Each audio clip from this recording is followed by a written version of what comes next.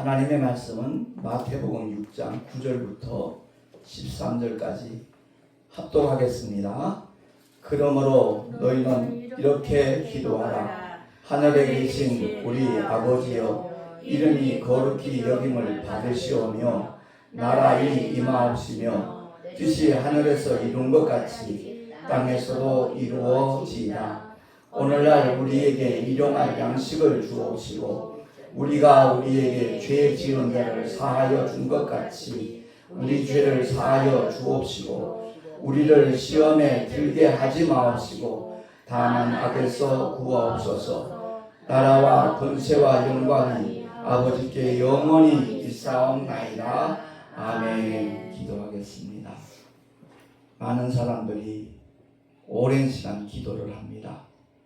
그런데 그 기도가 하나님의 응답이 없다면 우리는 다시 한번 깊이 생각해 봐야 될 것이고, 하나님의 뜻대로 구하는 기도가 얼마나 아름답고 귀한지 하는 것을 우리 모두가 날마다 느끼며 기도하는 사람들이 되기를 소망합니다.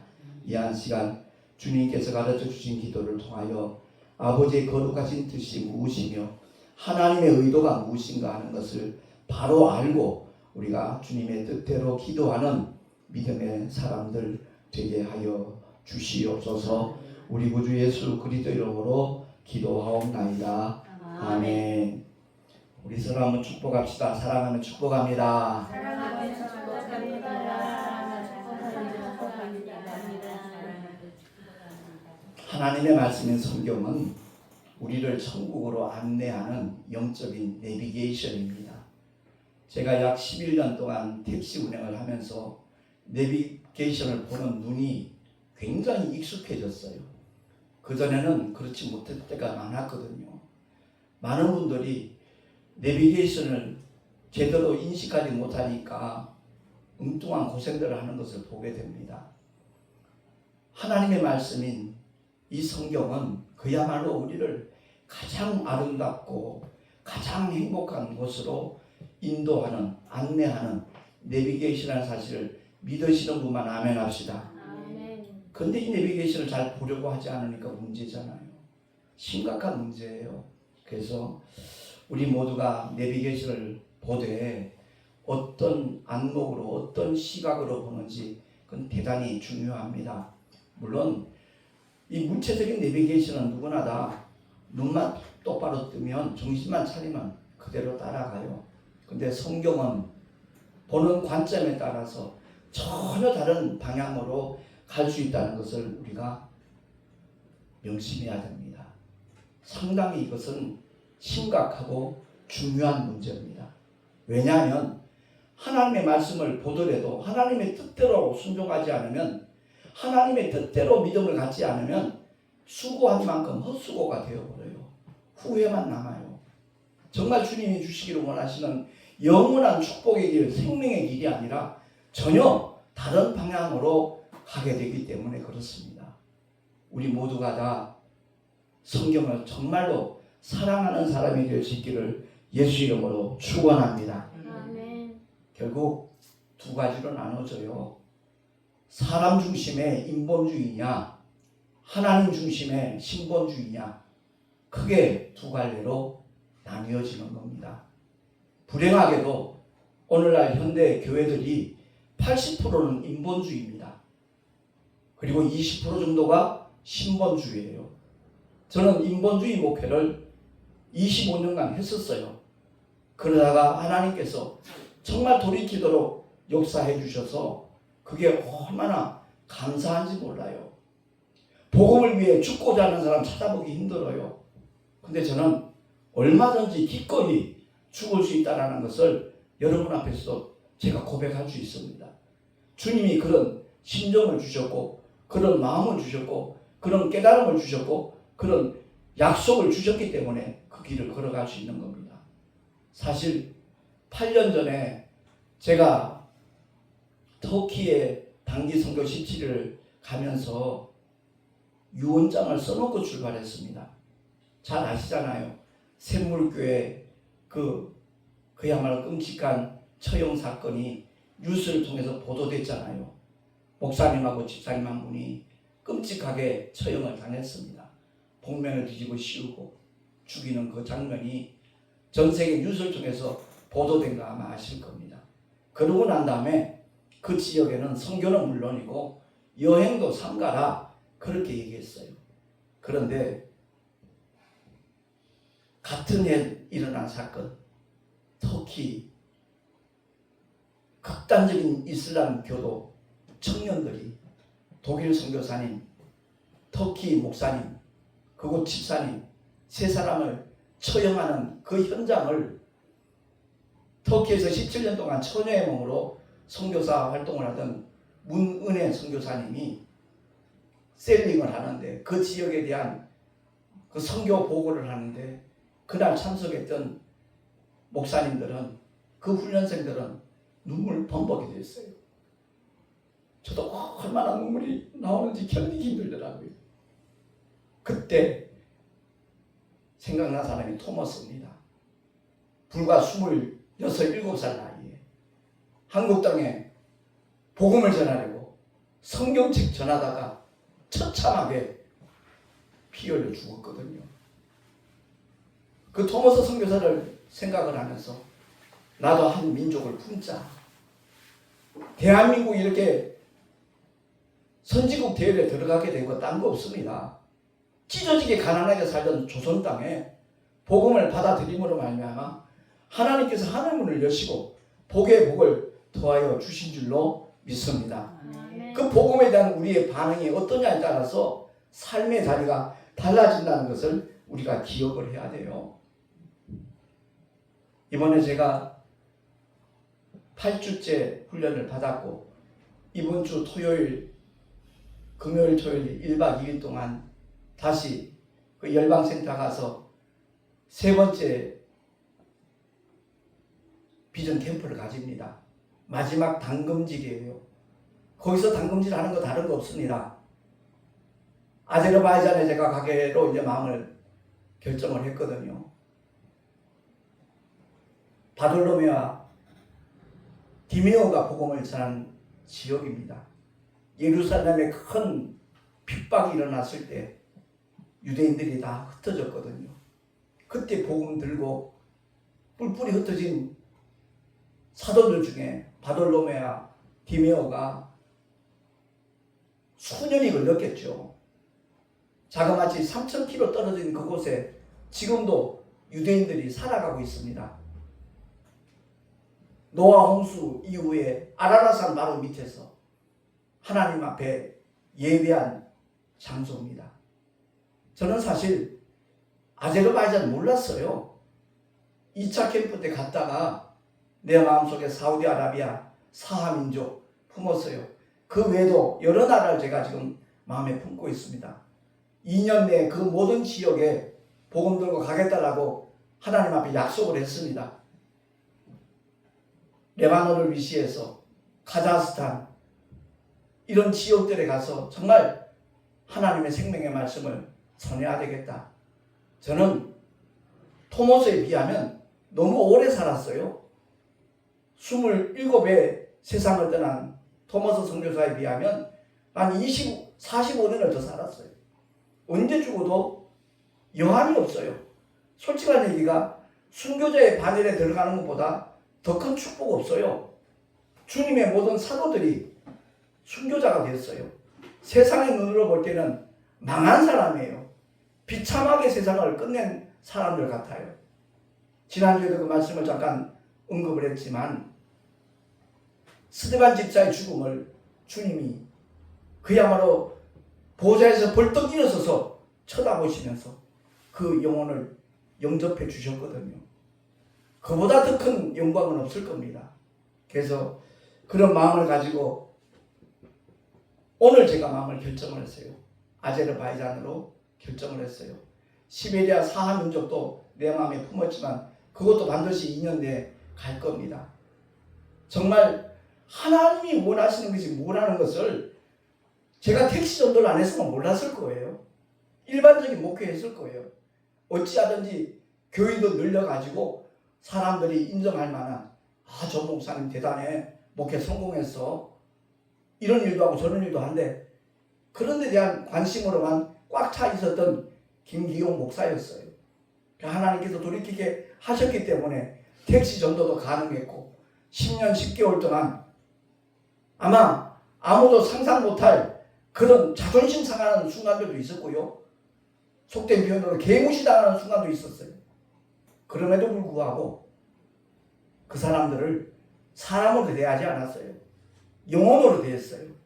모르니까 저러지. 그들에게 복음을 전하면서 전도지를 나눠주면서 부탁을 하면요. 예, 목사님이시군요. 꼭 한번 볼게요. 왜냐하면 운전대 붙잡고 있어 목사님 누군지 압니까? 그러면 뒤에 앉은 사람이 손님은 왕이라 그런지 별의별 소리 다 해요. 그야말로 운전기사는 유령인간이에요. 없는 사람이에요. 분명히 나이가 좀 들었다는 거 느낄 텐데도 집을 주고받는 얘기를 들으면 역겨워요. 구역질이 날 정도로 역겨워요. 요즘 시대가 이렇게 타락했구나. 이렇게 변질했구나. 정말 너무너무 가슴이 아프고요. 이 모든 것이 오늘날 목회자의 책임도 아니겠는가? 교회의 책임이 아니겠는가? 성도들의 책임이 아니겠느냐? 교회는 열심히 다녀요. 새벽 기도도 안 빠져요. 근데 욕심 못다리가 너무 크고요. 거짓말하고 사기치고 도적질하고 간음하고 사람 죽이고 별의별 일들이 다 일어나는 그것 때문에 그들에게 선한 영향을 미치지 못하니까 젊은 세대가 뭘 배우겠어요? 기성세대가 하는 짓들 보고 정치인들 하는 짓들 보고 그래도 나 정도는 괜찮은 거야. 스스로 위안하면서 타락의 길로 치닫고 있거든요. 아무튼 택시 전도를 통해서 선교를 하나님이 얼마나 기뻐하시는가 하는 것을 제가 너무너무 생생하게 경험을 했고 그 작은 수고를 통해서 하나님께서 나에게 베푸신 은혜는 말할 수 없어요. 작은 교회 목사가 총회장을 2년 연임한다는 것도 상상도 못할 일이었고 더더구나 기독교 되는 하나님의 성에서 25년 목회하던 사람이 15년 전에 이 합동통신 총회로 와서 총회장이 된다는 것 정말 쉽지 않은 일이거든요. 근데 하나님께서 왜 그렇게 복을 주셨겠는가? 힘들고 어려워도 주의 복음 전하는 일에 최선을 다하니까. 사실 어떤 날은 일어나기도 힘들 정도로 몸이 고달플 때 있어요. 그냥 좀 쉴까 하는 마음을 가지다가도 아니야. 한 영혼에라도 더 복음을 전해야 된다는 마음으로 일어나면요. 그날은 남다른 증거를 하나님이 보여주셔요. 택시 타는 사람들마다 예비된 영혼이에요. 그리고 일이 아주 순조롭게 잘 펼쳐져 나가요. 빈 택시가 그렇게 많은데도 나는 계속 콜로 연결이 되고요. 산악금 채울 수 있도록 하나님이 도우시는구나 하는 것을 삶의 현장에서 너무 많이 경험을 했어요. 제가 오늘 본문의 말씀을 통해서 우리가 꼭 기억하고자 하는 것은요. 과연 나는 인본주의 신앙인가? 신본주의 신앙인가? 왜 주님께서 기도를 가르쳐주시면서 시험에 들게 하지 마시고 라고 이 대목을 포함을 시켰을까? 대단히 중요한 문제입니다. 하와를 깨워서 인류가 시험에 들도록 만든 원수마귀 지금도 똑같은 양상으로 우리를 유혹하거든요. 먹음직도 하고 보암직도 하고 지혜롭게 할 만큼 탐스럽기도 한 그 선악과 원수마귀의 그 시험을 유혹을 받아들이지 않았을 때는 덤덤했어요. 그 동산에 있는 모든 나무의 실과와 동산 중앙에 선악을 알게 하는 나무의 실과가 다를 게 없었어요. 근데 그 유혹을 받아들이고 나니까 유달리 탐스러워 보여요. 먹음직스러워요. 그야말로 나를 행복하게 만들 것 같은 그런 유혹을 하와는 받았어요. 감사한 것은 하와가 그런 마음으로 따먹었지 아담이 그런 마음으로 따먹은 건 아니거든요. 아담은 단순히 아내가 따주니까 맛있어 당신도 먹어봐 하고 주니까 그냥 생각 없이 먹은 거예요. 다시 말해서 하와의 죄는 사단적인 죄고 하나님처럼 되고자 하나님의 이름을 가지고자 마귀와 똑같이 옛뱀과 똑같이 그 선악과를 따먹었지만 아담은 아니에요. 아내가 따주니까 하나님의 계명에 복종해야 되는데 순종해야 되는데 불순종했어요. 아내의 말을 들었다고요. 아까 우리가 교도문 47번을 교독을 했는데 그 말씀 속에서 우리가 꼭 기억해야 될 게 있어요. 내가 아버지의 계명을 지켜 그의 사랑 안에 거하는 것 같이. 주님이 어떤 계명 받았죠? 스스로 버릴 권세도 있고 다시 얻을 권세도 있으니, 그러니까 주님이 능력이 부족해서 십자가에 못 박혀 죽으시는 게 아니에요. 12영이나 되는 천군지사 동원해서 로마 군병들 유대병들을 싹 진멸시킬 수 있는 전능자였어요. 전능자시지만 죄투성인 인간들 앞에서 신문을 받고 신뱉음 뺨을 맞고 조롱을 당하고 머리에 가시면류관 씌우고 별의 별짓을 다해도 주님은 부끄러움을 개의치 않으시고 십자가를 참으셔요. 왜? 목숨을 스스로 버릴 권세도 있고 다시 얻을 권세도 하나님이 주셨는데 그것이 바로 아버지가 내게 주신 계명이라는 거예요. 이 내용을 모르고 목회하는 사람 수두룩하고요. 당연히 모르고 교회 다니는 사람 속된 말로 천지백갈이에요. 우리 정말 성경 보는 시각이 바로 열려지기를 예수 이름으로 축원합니다. 아멘. 주님이 아버지의 계명을 지켜서 아버지의 사랑을 받은 것처럼 너희도 내 계명을 지키면 사랑을 받는다라고 했어요.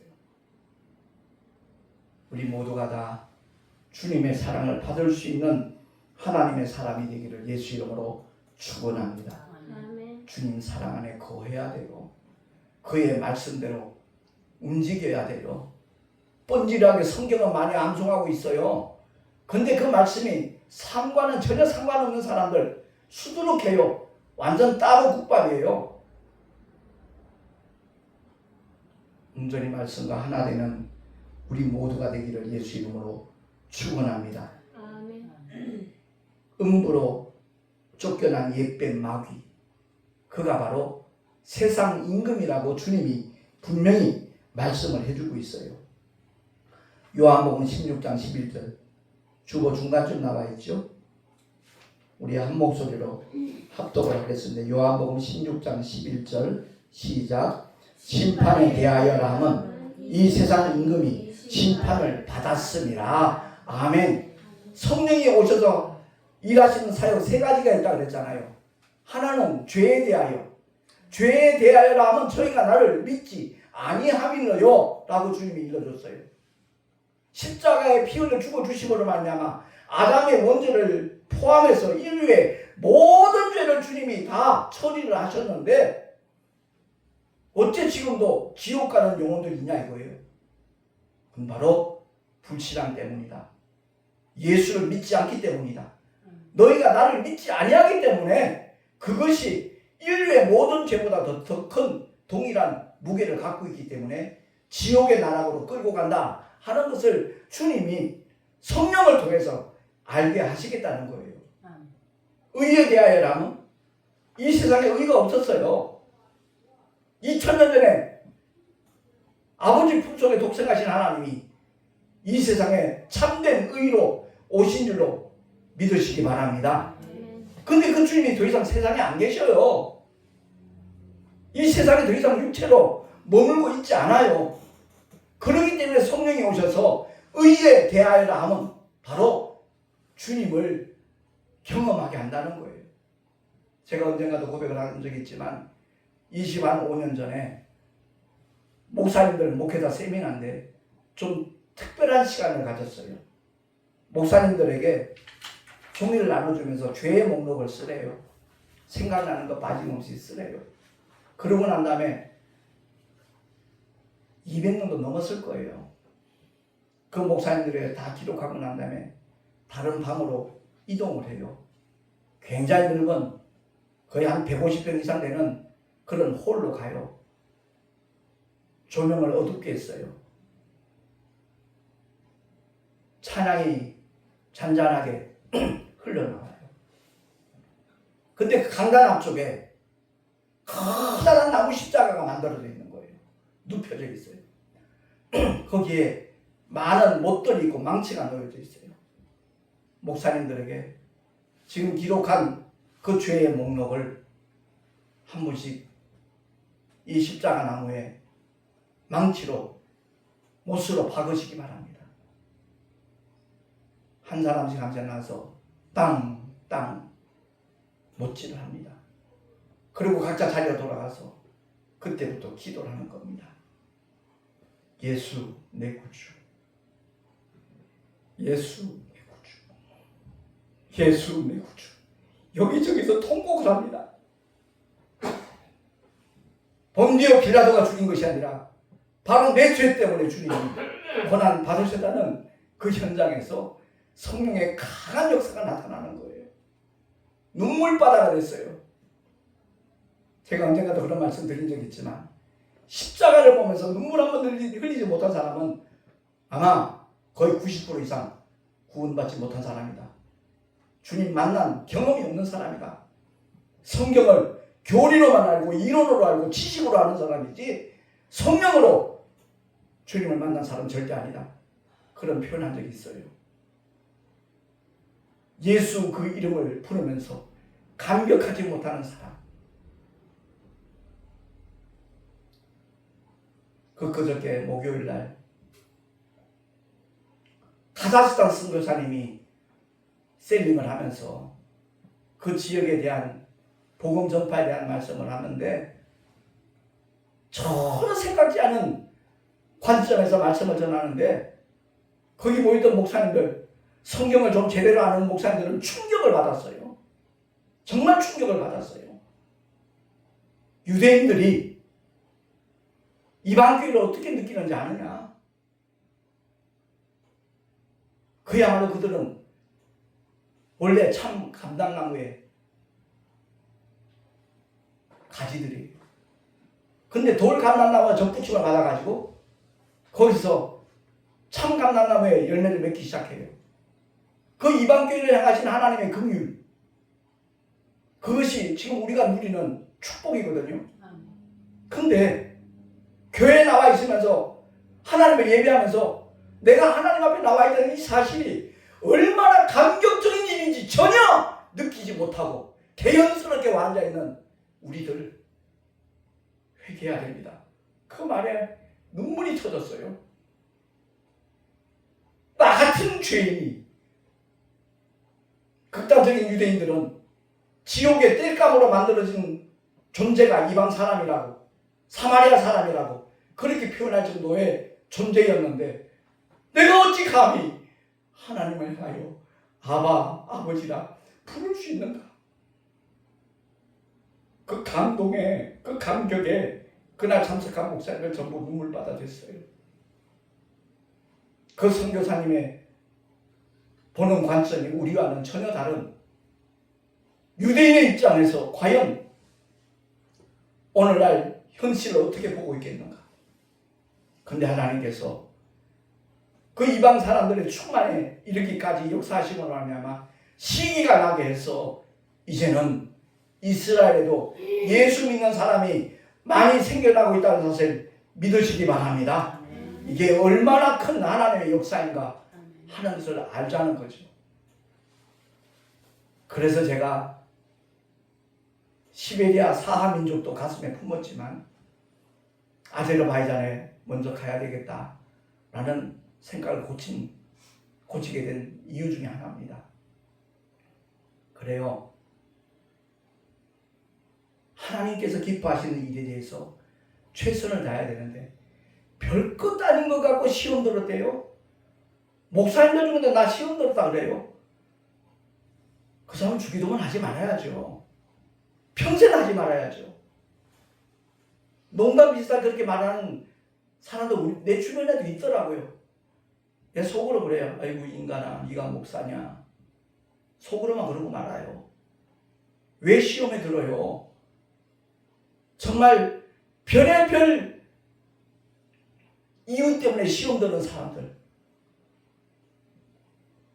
제 삶의 현주소를 아는 분들이 있다면 제가 시험에 들지 않은 게 정말 기적이라 그럴 거예요. 제가 엉터리 같은 삶을 살았었어요. 그러다 15년 전에 바뀌었어요. 근데 엉터리 같은 삶을 살았던 그 시대를 그대로 붙잡고 저를 개돼지 취급하는, 표현은 그렇게 안 하죠. 사람 취급 안 하는, 무시하는 그런 부류가 아직도 없잖아 남아있거든요. 하나님이 용서하셨고 하나님 앞에 정말 돌이킨 현실이 중요한 것인데 과거를 붙잡고 물고 늘어지는 인생들 많습니다. 저와 여러분 그렇지 않습니까? 누군가를 볼 때 옛날에 큰 허물이 있었다 치십시다. 그거 그 사람을 정죄합니까? 참소합니까? 그 사람은 절대 하나님의 사람이 아니고요. 주기도문 하면 안 돼요. 우리가 우리에게 죄 지은 자를 사하여 준 것 같이 우리의 죄를 사하여 주시고 어떻게 그 대목을 아무렇지도 않은 것처럼 기도할 수 있습니까? 오늘이 주기도문 12번째 시간인데요. 내 평생 주기도문만 가지고도 말씀을 전할 수 있겠다라는 그런 감동이 오더라고요. 우리 모두 하나님의 의도를 알고 하나님의 뜻을 알고 아버지의 마음을 가지고 믿음의 길을 걸어가고 달려갈 수 있는 우리 모두가 될 수 있기를 예수 이름으로 축원합니다. 우리가 꼭 알아야 될 것은 이 음부로 쫓겨난 옛뱀 마귀가 세상 임금으로 지금 군림을 하고 있는데 그 군림하고 있다는 명백한 증거가 뭐죠? 하나님의 독생자가 이 땅에 오셔서 마귀에게 시험을 받아요. 공생에 들어가시면서. 근데 어떤 목사님은 마귀에게 이끌려 시험 받았대. 말도 되지 않는 소리 하고 있어요. 성경 제대로 봐요. 성령에게 이끌려 마귀에게 시험 받아요. 어떻게 예수님이 마귀에게 이끌려서 시험 받습니까? 마귀가 이 세상 임금이기 때문에 성령께서 공생애를 위해서 예수님이 시험 받도록 하시는 거예요. 왜? 동일한 양상으로 모든 인생들을 원수 마귀는 시험하기 때문에 그렇습니다. 떡 때문에, 먹을 양식 때문에 시험 드는 사람 한둘입니까? 먹을 양식 없다고 철부지 자식들까지 독금을 먹이고 죽여요. 지도 죽고. 무슨 짓이냐고요 그게. 떡이 없어서, 빵이 없다고, 먹고 살기 막막하다고. 40일을 줄이신 예수님, 그분은 우리하고 똑같은 인간의 모습으로 오셨지만 이런 표현이 어떻게 들릴지 모르겠어요. 재료가 달라요. 우리는 흙으로 만드셨지만 예수님은 말씀이 육신이 되셨어요. 그런데 육신의 속성을 다 갖고 있는 거예요. 연약함을 주님이 다 채워하셨어요. 40일 동안 줄이셨지만 그분은 하나님이니까 전능자시니까 배고픔도 못 느꼈을 거야. 미치광이 소리 하는 사람도 신학자들도 있어요. 그 사람은 미친 사람이에요. 예수님은 하나님이시지만 우리와 똑같은 사람의 속성을 가지고 연약함을 가지고 이 세상에 오셨다는 것 확실히 믿으시기 바랍니다. 아멘. 우리의 인간의 연약함을 다 체휼하셨다라고 성경은 그렇게 표현하고 있잖아요. 그러니까 40일 동안 줄이셨으니 얼마나 배고프겠어요. 그래서 원수 마귀가 돌덩이 갖고 떡덩이 되게 해라. 네가 진짜 하나님의 아들이면. 그때 주님 말씀을 정말 우리는 귀담아 들어야 돼요. 사람이 떡으로만 살 것 아니다. 하나님의 입에서 나오는 말씀으로 살아야 한다. 할렐루야. 예배 때마다 왜 이게 축복인가? 하나님의 말씀 계속 우리가 공급받기 때문에 이 시간이 축복된 시간이라는 것을 우리 모두 확실히 깨달으시기를 예수 이름으로 축원합니다. 성령에 이끌려 세 가지 시험 받으시잖아요. 높은 성전에서 뛰어내리면 구약의 말씀대로 천사들이 받들어가지고 발이 상하지 않도록 다치지 않도록 할 것이다. 오늘날 수많은 믿음의 사람들 믿음 좋다 하면서도 어떤 명예욕에 인기에 그 함정에 빠져버려요. 천하 영광 보여주면서 내게 절하면 이 모든 것 내게 주겠다. 그러면서 마귀가 솔직하게 고백하는 내용이 누가복음에 나와요. 원래 지것이 아니라는 것을 고백하고 있거든요. 우리 누가복음 같이 한번 찾아보십시다. 예수님 시험할 때 마귀가 한 얘기입니다. 누가복음 4장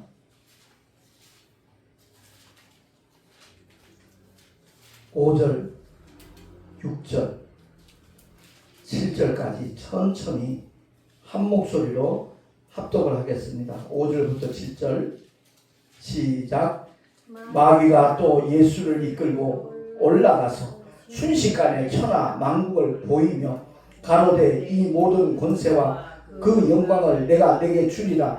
이것은 내게 넘겨준 것이므로 나의 원하는 자에게 주노라. 그러므로 네가 만일 내게 절하면 다 내 것이 되리라. 아멘. 그렇습니다. 그 대목만 보고 또 어떤 사람은 봐라, 마귀가 예수를 이끌고 가지 않았냐, 이렇게 주장하는 정신 나간 사람이 있더라고요. 1절에 보면 40일 동안 성령에게 이끌리시며 마귀에게 시험을 받으시더라. 성령 하나님이 마귀에게 예수님을 내놓는 거예요. 그때부터 마귀가 시험을 하는 거지, 처음부터 마귀에게 이끌려서 주님이 시험 받았다고요? 성경 보면 눈들이 다 감겨져 있어요. 전체를 봐야 돼요. 그 마귀가 솔직한 고백하잖아요. 원래 이건 내가 아니다. 내게 넘겨준 것이다. 누가 넘겨줬어요? 아담이요. 하나님이 아담을 지으셨을 때는 이 세계를 다 다스리고 정복하는 임금의 권세를 준 거예요. 그가 곰이다 그러면 그 동물 이름이 곰인 거예요.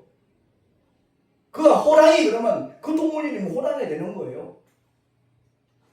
첫 아담이 왕의 권세를 가지고 이 세상을 충분히 다스리고 정복할 수 있는 존재였는데 하나님의 말씀 거역하고 아내의 말을 들음으로 말미암아 그 아내 뒤에 숨어있는 마귀에게 그 왕의 권세를 다 송두리째 넘겨준 거예요. 이양시킨 거예요. 그래서 마귀가 예수님 앞에서 거짓말 못하니까 이 모든 권세와 그 영광을 내가 내게 넘겨주리라 하면서 이것은 내게 넘겨준 것이므로 누가? 아담이. 그래서 내가 원하는 자에게 줄 수 있다. 내게 엎드려 절하면 다 내 것이 되리라.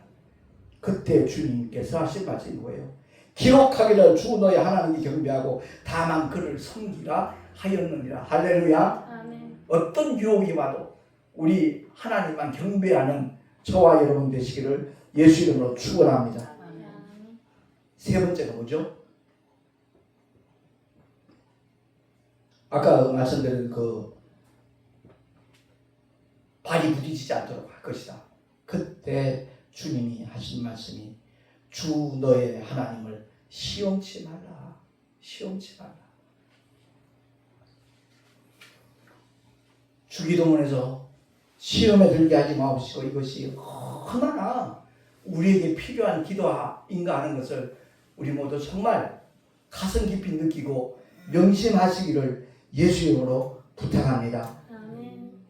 원수마귀는요, 이미 예수 그리스도의 십자가의 죽으심과 부활을 통해서 모든 권리를 박탈당했어요. 한마디로 무장해제가 된 존재예요. 아무런 권리 없어요. 예수님이 십자가 사건 전에는 합법적으로 일했어요. 왜? 아담의 죄 때문에, 인생들의 모든 불순종 때문에. 그런데 주님이 다 이루었다 하시는 순간 인류의 모든 죄는 다 사함받은 줄로 확실히 믿으시기를 예수 이름으로 축원합니다. 아멘. 그러니까 주님의 십자가의 죽음과 부활 사건 이후로 마귀의 모든 행위는 불법자예요. 그래서 야고보서를 통해서 마귀를 대적하라 그런 거예요. 예수 이름으로 마귀를 대적하면 마귀가 저와 여러분을 피하는 줄로 확실히 믿으시기 바랍니다. 그럼에도 불구하고 그는 거짓말장이잖아요. 끝까지 속이려 드는 거예요. 끝까지 예수 믿는 사람들까지도 시험거리를 줘가지고 그 입으로 나 예수 안 믿어. 믿어봐 소용도 없어.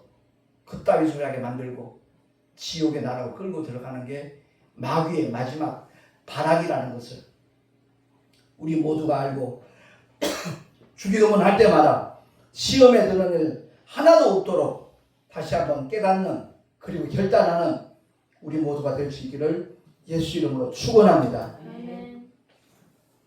주보 밑쪽에 보면 예수를 팔 생각을 가룟 유다의 마음에 던져서 완전히 시험에 빠뜨렸잖아요. 마귀는요, 마귀뿐만 아니라 천사는 미혹의 영들은 우리 사람의 몸에 절대 들어오지 못한다는 것을 확실히 아시기 바랍니다. 몰라. 대답 안 하는 거 보니까. 마귀와 미혹의 영들과 천사는 우리 사람의 몸속에 들어올 수 있다 없다? 절대 없습니다. 만약 들어올 수 있다면 감옥에 갇혀있는 베드로 잠들어 있을 때 두 천사가 왔잖아요. 사람 속에 들어가기 전에 베드로 속으로 쏙 들어갔을 거예요. 그럼 밖으로 나와서 쏙 빠져나가면 돼요.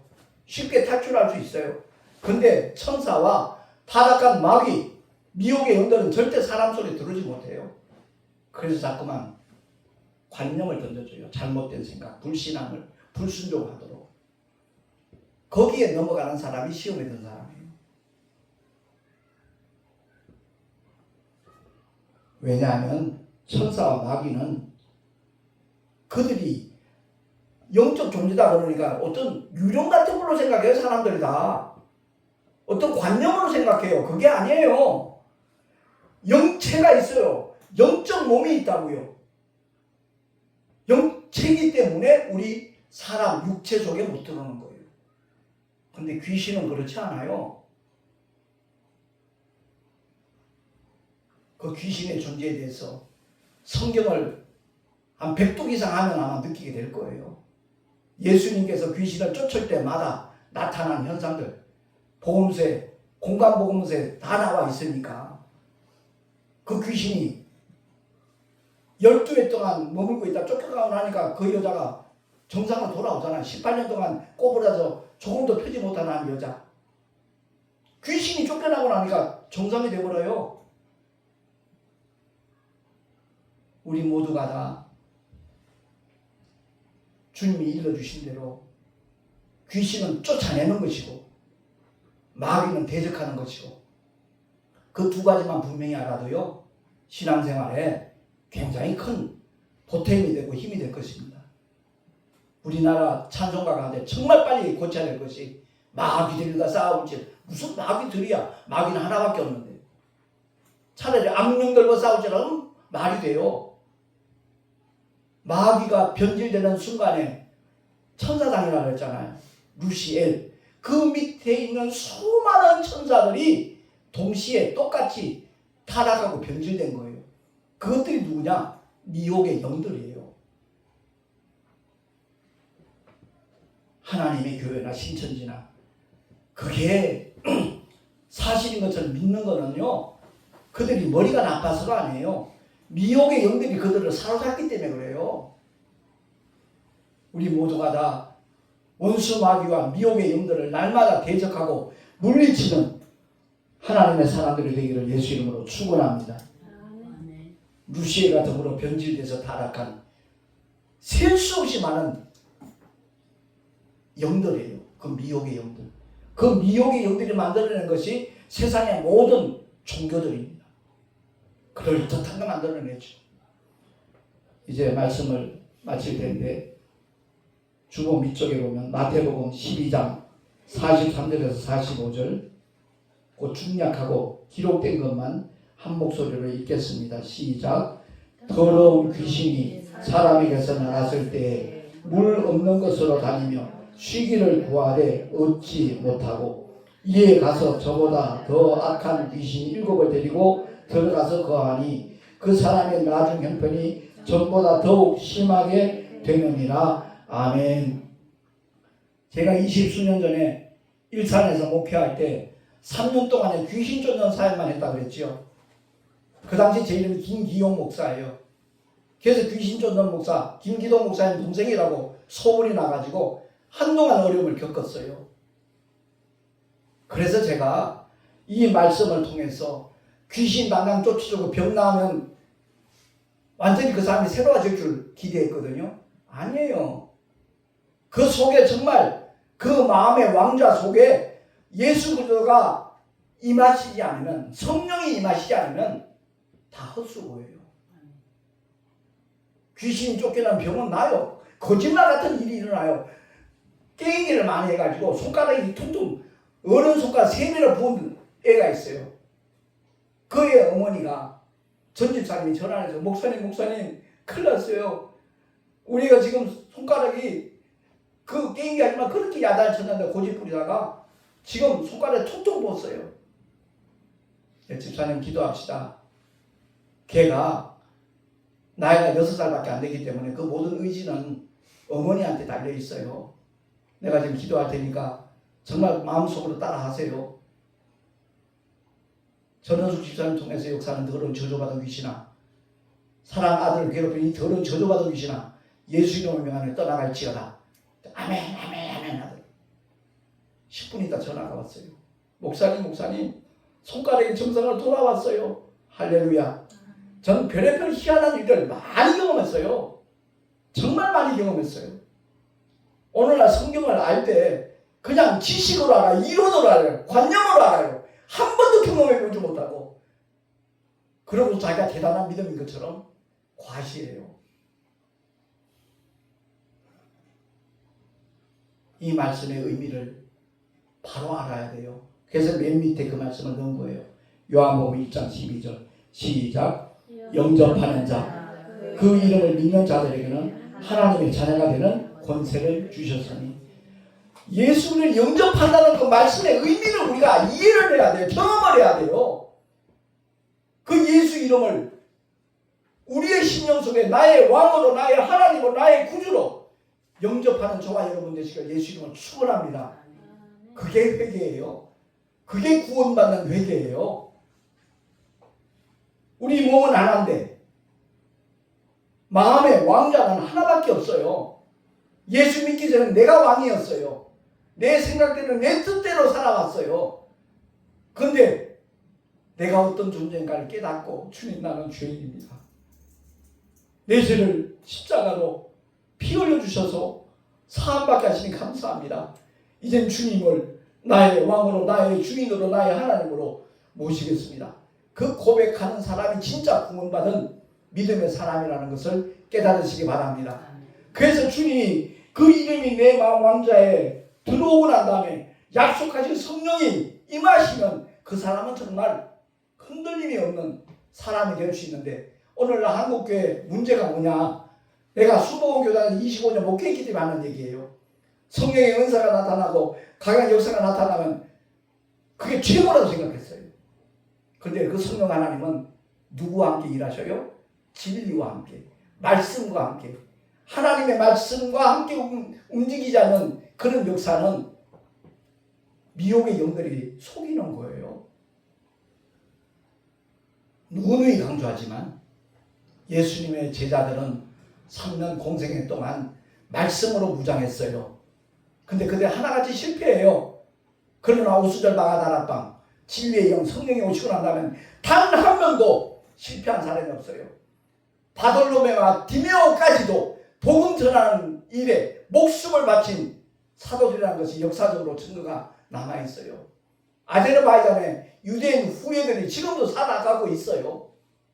그들에게 정말 우리가 복음을 전하러 간다는 것 솔직히 감격스러운 일이거든요. 저는 그렇습니다.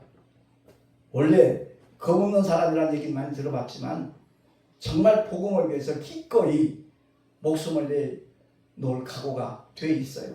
단순히 각오가 아니라 성령께서 그것을 보정하신다는 것을 저는 늘 느끼고 있어요.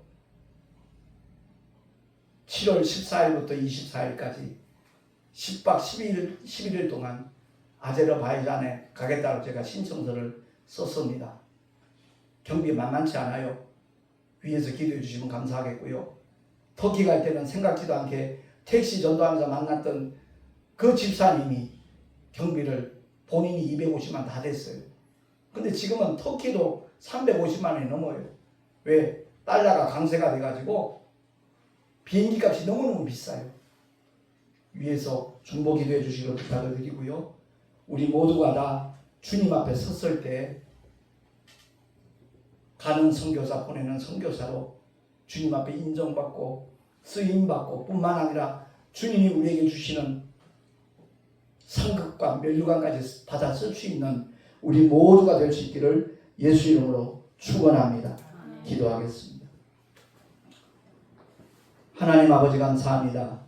시험에 들게 하지 마옵시고 라고 주님이 그렇게 기도하라고 일러주셨습니다. 그럼에도 불구하고 시험에 드는 삶이 얼마나 많은지 모릅니다. 목회자도 시험에 들고 장로님도 시험에 들고 권사님 성도들 할 것 없이 모두가 다 시험에 드는 그런 현상들이 일어나고 있음을 우리가 바라보면서 정말 마음이 너무너무 아프고 주님께 너무 죄송합니다. 거룩하신 하나님 아버지, 주기도문을 할 때마다 아버지의 뜻이 무엇이고 하나님의 의도가 무엇인가를 바로 알고 주님이 승리하신 것처럼 우리도 넉넉히 이 세 가지 시험을 물리치고 승리하는 하나님의 사람들이 다 되게 하여 주시옵소서. 우리 구주 예수 그리스도 이름으로 기도하옵나이다. 아멘. 교회 소식 주보를 참고하시기 바랍니다. 이번 목요일 날이 이제 9번째 비전 스쿨이고요. 그 다음에 금요일, 토요일, 그러니까 5월 30일, 31일 제3차 비전 캠프가 상주에서 있습니다. 마지막 당금질입니다. 아까도 말씀드린 대로 바돌로메와 다데오가 복음을 전했던 그 아제르바이잔을 제가 가기로 결정을 했거든요. 아무튼 성령께서 강하게 붙잡아 주셔서 사명 감당할 수 있도록 함께 중보기도 해주시면 대단히 고맙겠습니다. 6월 3일은 무슨 날인지 아시죠? 그 화요일날 대한민국의 앞날을 책임지고 나갈 만한 정말 하나님께서 인정하실 만한 그런 정직한 사람이 대통령으로 선출될 수 있도록 모두 기도해 주시기 바라고요. 우리 국민들의 가장 큰 강력한 무기가 투표입니다. 그 주권을 한 사람도 빠짐없이 행사해 주시기 바라고요. 저는 누가 되든 그렇게 신경 안 쓰는데 거짓말장이만큼은 안 됐으면 좋겠어요. 함께 기도해 주시면 대단히 감사하겠고요. 그리고 6월 10일 날 우리 총회 전도부 행사가 영락기도원에서 하루 동안 개최가 됩니다. 위에서 함께 기도해 주시면 대단히 감사하겠습니다. 그리고 매주 월수금 오후 1시부터 바람기도 운동본부 세미나를 계속 실시하는데 참여율이 너무너무 저조합니다. 이 시간이 얼마나 귀한 시간이라는 것을 정말 느낄 수 있어서 참 좋겠다는 생각이 들고요. 월요일 날은 이제 목회자들만 모이는 걸로 그렇게 구분을 해야 되겠다라는 그런 마음이 들고 있습니다. 함께 위에서 기도해 주셔서 기도 뭐 평생 하면 뭐합니까? 하나님 뜻과 상관없이 응답 한 번도 없다라면 그건 정말 헛수고 중에 헛수고잖아요. 이를 위해서 함께 기도해 주시기를 부탁을 드립니다. 드린 예물 위해서 봉헌 기도하고 축도로 예배를 마치도록 하겠습니다. 아버지 감사합니다. 주님 앞에 예배하며 귀한 물질을 드립니다. 주님이 받으신직한 아름다운 예물되게 하여 주옵시고 우리의 삶의 현장에서 끊임없이 하나님께서 함께 하시는 믿음의 증거들이 나타나게 하여 주옵소서. 특별히 주님 감사합니다. 사랑합니다. 청광용 하나님 앞에 귀한 예물 드렸습니다. 그 부모의 마음을 주님 아시지요. 주님께서 함께 해주셔서 그 삶의 자리와 사역의 현장에 하나님이 함께 하시는 믿음의 증거들이 나타나게 하여 주시옵소서. 이 예물이 쓰여지는 곳에 하나님의 복음이 증거되게 하시고 주의 생명이 나눠질 수 있는 놀라운 축복을 주께서 허락하여 주시옵소서. 일마다 때마다 함께 하실 우리 구주 예수 그리스도 이름으로 감사하며 축복하며 기도하옵나이다. 아멘. 이제는 우리 주 예수 그리스도의 크신 은혜와 하나님 아버지의 영원하신 사랑하심과 보혜사 성령 하나님의 내주교통 인도하심과 축복하심이 시험에 들게 하지 마옵시고 라고 기도하라 말씀하신 주님의 뜻이 무엇인가를 바로 알고 날마다 승리하며 살아가리라 결단한 하나님의 사람들 머리 위에 그 가정과 자녀들과 경영하는 일들 위에 또한 주님께서 피로각적으로 세우신 주님의 모든 교회들 위에 7월달에 단기 선교를 나가는 모든 목회자들과 성도들 머리 위에 주께서 피로각적으로 세우신 주님의 모든 교회들 위에 지금으로부터 영원토록 함께 있을지어다. 아멘.